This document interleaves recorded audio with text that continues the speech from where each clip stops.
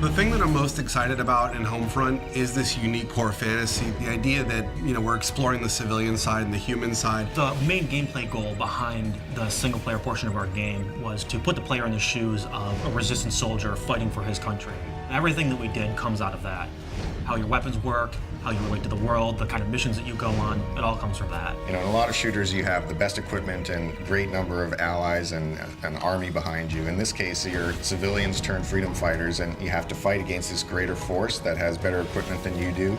And it's really a sort of get in, get out situation. It's an interesting place for us to be on this one because everybody's expectations is military shooter. We want guys who are professional. But, guys who are really professional in war, like robots.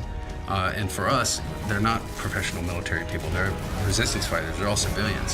When it comes down to realizing this world, this fallen America, this occupied America in the game, we really wanted to establish some key moments or key shots where you come out of an opening and you see this big, huge, expansive environment revealed before you.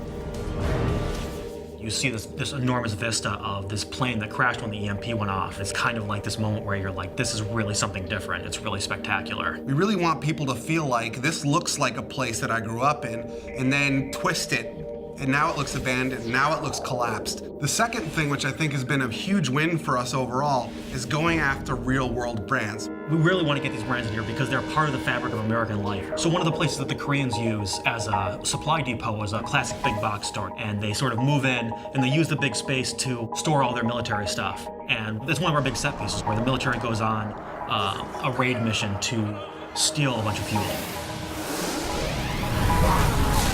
Consequence of violence is something that we're focusing on in the game. War is not a pretty thing, and there's not always lots of positive events that come out of it. It's actually very dark and tragic, and we want to show that element in Homefront, which you don't really get in a lot of shooters. Jake, just put them out of their misery. Who's shooting?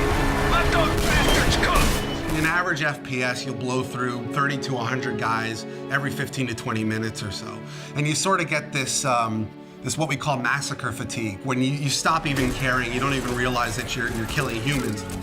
But what we're trying to do is really attach emotion to that it actually, there are consequences to violence. Please form a single file and have your papers ready for inspection. How am I supposed to make the player feel or care about the fact that they're killing when that's the whole goal of the game?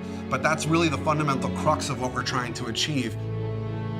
Your character in the game, his name is Robert Jacobs. He's a former pilot. He's recruited by the Resistance because they need a helicopter pilot. So Boone is a former police officer. He's the leader of the current Resistance cell and sort of the father figure of the whole unit. He's less about killing the Koreans and more about what can I do to free my people.